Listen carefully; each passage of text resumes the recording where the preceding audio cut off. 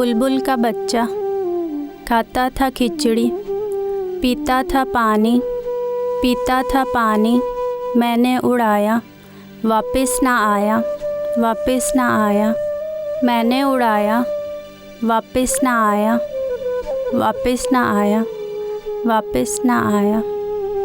मैंने उड़ाया, वापस ना आया, वापस ना आया, वापस ना आया, वापस ना आया।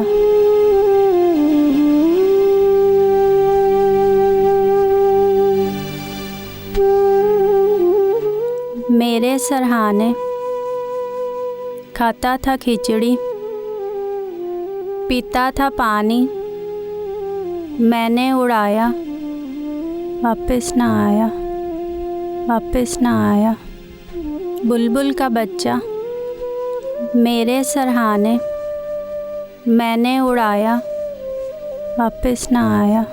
बेटी, वापस ना आया। कौन है तुम? वापस ना आया। कहाँ से आई हो? यहाँ क्यों बैठी हो?